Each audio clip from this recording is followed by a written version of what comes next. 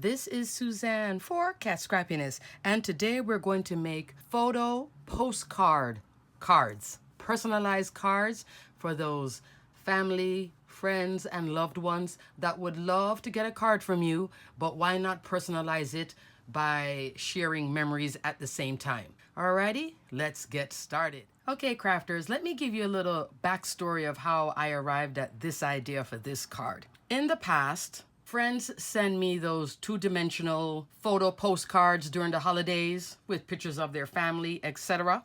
That is what inspired me for this card. They're not crafters, but you as a crafter, you can definitely personalize this and turn it into something very special. So I received a call recently from my uncle all the way in Germany. He was there on the night my daughter was born.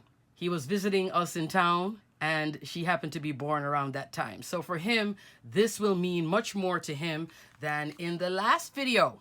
I did mass producing cards and choosing a theme. Now you notice that I have the same background die. This is the snowflake frame background A2 die, okay? True A2, 4¼ inch wide, 5½ inch tall. So in that video, which I will link here and in the description below, you can take a look at it, I was using the Merry Christmas and the background. Then when I spoke to him, he would love this. Yes, that's great. He'd love this more because this one has more emotion and is personalized.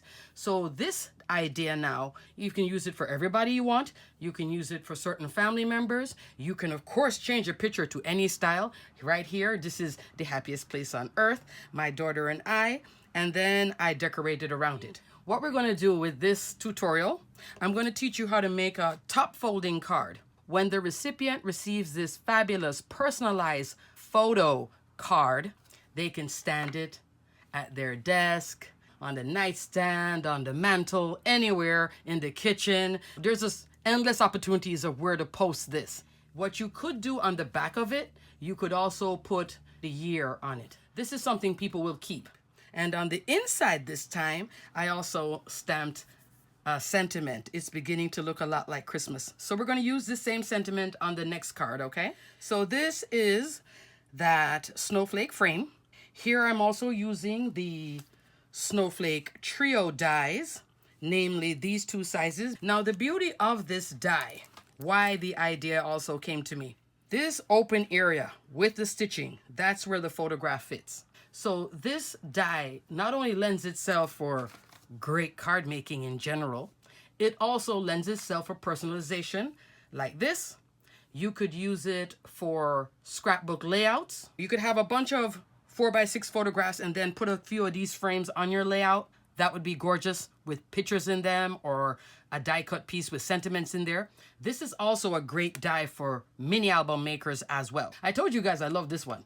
It has plenty of opportunities and it inspires the creativity like this. So for mini album makers, this would be a great addition to pockets, like an interactive element. Like how we use tags in mini albums, you can also use this for photographs, etc. in mini albums. Great sizing too, okay, and great detail. The snowflake already tells you it's winter, it's Christmas time. If you guys go skiing in January, you could still use this same background because it's just snowflakes. Have a photograph here of skiing and then send it to everybody that was there on the trip. Thanks for coming, or some group photograph. The only thing I would tell you with this photograph, this is a 4x6 photograph that is now cropped down to fit in this space. Maybe take it a little bit wider than you would because the open end is where you can then personalize like I did here. And you don't want the photograph too much on the subject because they're not going to fit in this space. And we'll talk about that with the tutorial. I hope you guys like the personalized card because my uncle is getting this one. Let's get started now on the tutorial. This is the portrait card. We're going to make the landscape card. I'm starting off with an 8½ inch wide piece of cardstock, 11 inches long. This is a 110-pound cardstock. Now, if you're going to make the top folding portrait card like this, you're going to cut down the middle here at 4¼ inch, and then you're going to score in half on the 11-inch side at 5½ inch, okay? So you would score right here. That would create this, okay? You're going to take this same sheet of paper, you're going to cut at 5.5 inches on the 11-inch side. And then you're going to take your scoring tool, because I have one ready now for this card. I'm using the Cat Scrappiness scoring tool, which also has a burnisher on it. Burnisher means to make it smooth, make the card lay flat. That 5.5-inch piece, we're going to rotate it on the 8.5-inch side, score down the middle at 4.25 inch, okay? Like so. So this now is our landscape card. And then I'm going to fold in half, take this and burnish. Here now, that's the frame. Okay, that's perfect. So what I'm going to do, just like in the last card, let's keep it close by. Notice it's Christmas time. Glitter is great in the background. I'm making it more wow because we're adding photographs. Why not make it more special? So I cut some red this time, and I'm going to put it like so behind it, okay? This is 4 inches wide, 5.25 inch tall. To be able to fit in here, like so, but if you put it on a little wonky, it won't go over the edge like that. That's why you trim it down, because of course when we don't have adhesive on it, it lines up perfectly. But once we have the adhesive and we're ready to stick, nothing works. Especially when you're doing it on video too. I'm gonna put a little dab of glue. You could use double-sided tape, but sometimes double-sided tape and glitter are not the best of friends. They just don't want to adhere that well, okay? I'm not going to go all the way out to the edge with the glue because I don't want it oozing on the glitter. Okay, so there I have the adhesive. There we go. Notice how it's not adhering. So what I'm going to do, I'm going to put some weight on it. Okay, crafters, I can't find my big block. I have a bigger block, but I have no idea where it's at. So I just separated the 2 blocks. But you want to put a little bit of weight so the glue sets and holds without the glitter curling away from it. There we go. So just let it cure for a little bit with a little bit of weight. Now in here, you see a measurement. The measurement within the stitched area inside here is 4 by 2 3/4. So you want to crop your photograph to 3 7/8 by 2 5/8. If the 7/8 and the 5/8 is throwing you off, cut the photograph to 4 by 2 3/4 and then take off a smidge on each side. That will give you showing the stitching. So let's bring in the photograph so you can see what I'm talking about. Now here's a photograph of my daughter and I at Disney again.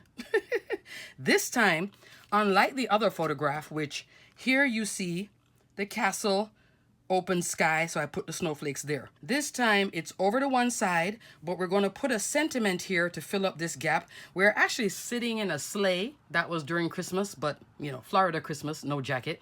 But you can't see it because I had to keep cropping the photograph down from the 4 by 6.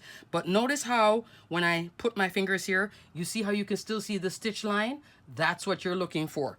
That stitch detail, fabulous detail, leave it in place. You could go all the way out here, but you see if you cover it up, see how the break from here to here, it doesn't look nice. It looks nicer when you have that matting. Personal preference.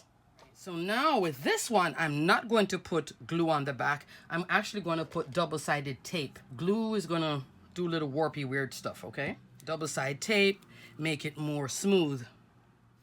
Okay, crafters, so after removing the tape backing, go ahead and adhere your photograph. Center it within this stitched area as best as you can. Could you pop it up? Yes, you could.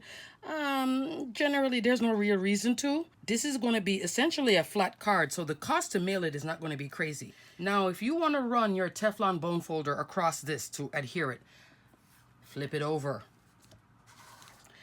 That photograph is on photographic paper. You don't want to start getting scratches and stuff, so just flip it over.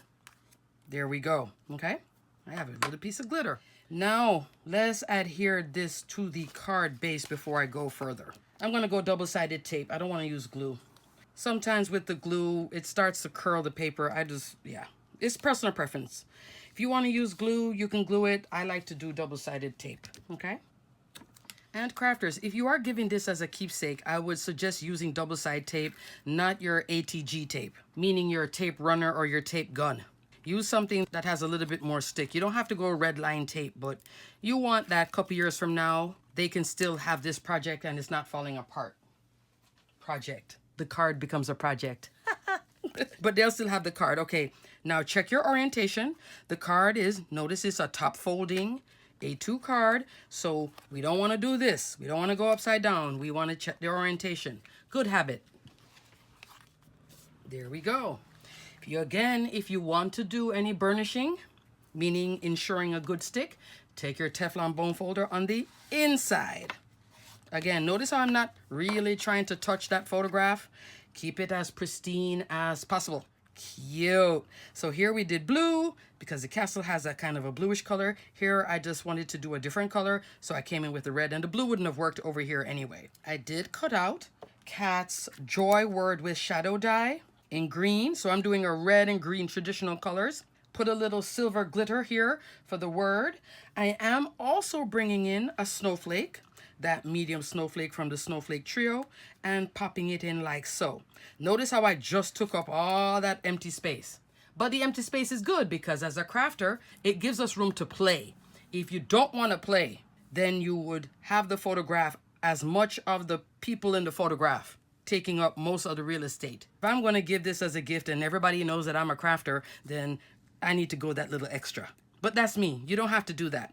You can just put face, face, face, and done. And it would still look great. Then you could embellish out here. I like to personalize it with the embellishment interacting in it. So here is 3 snowflakes. I put some of Kat's fabulous embellishments. She has a million of them. I will put a link for that in the description box so you can check it out. So this one we're going to do like this, and then maybe pop some little goodies. Let me put the snowflake on. Just a little dab of glue. This is Barely Art glue, and Kat does carry it in her store. Definitely check that out. It's a fantastic glue, just like that. Again, you can put the weight on with your stamp block. Okay, crafters, so I put some foam squares on the back of the joy sentiment, and I'm going to adhere it at an angle because I just love a good angle. That's it straight on. I always kind of like to go like that. So whichever way looks good to you, go that way. And there we go. And look at that. So now we have the traditional colors going here. Let's stamp a sentiment inside the card. And for that, I'm using the Reindeer Games Sentiment Stamp Set. There are many in here that are general sentiments like Merry Christmas, Twinkle All the Way, Be Merry, Happy Holidays. It's beginning to look a lot like Christmas. And I love the snowflakes, okay? So I'm using that fabulous stamp set, and it is a photopolymer stamp. Now this is on my Misty stamping tool. Kat does carry the Misty. I will put details for it below because it's a great stamping tool. Let me see. I need to get my card situated. Okay, crafters, I like that placement. I'm going to use VersaFine Clear Shady Lane. Kat does carry this fabulous pigment ink in her store. On this card, for the blue one, I used Paradise, but my all-time favorite from this line is the Pine Cone. There we go. Got my stuff in place. And it doesn't matter that this is here. It's okay. Just leave it there. It's fine. The beauty of the Misty is that I can stamp over and over and over again. Oh, this is a great green. So this green is to mimic the green in the joy on the front, okay? All right, crafters, let's stamp.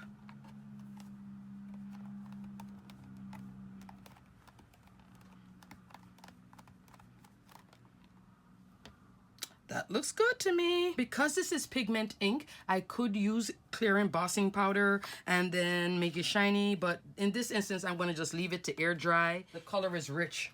I love that green. It is working very well with that green. You notice it? So while this ink is drying, I'm gonna just put a Post-it on it. That will just protect it from smearing, and then I'm going to go ahead and finish up the card. Now, let's put some embellishments. On this one, I used Kat's Mother of Pearl solid round confetti sequence. That's inside the snowflake. This time you aren't seeing the center of the snowflake, so I may not go with that one. I also used these little gemmies from the Fairy Tale Princess. Super duper cute. But for this one, I think I'm gonna go Magical Christmas Sprinkle because I was in the most magical place on earth. So why not? So we have some Mickey ears. Fun, fun, fun, fun, fun.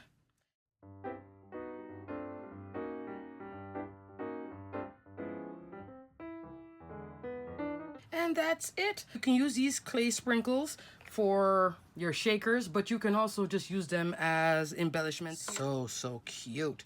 So I hope you enjoyed this tutorial, taking the amazing snowflake frame background die and personalizing it now with photos.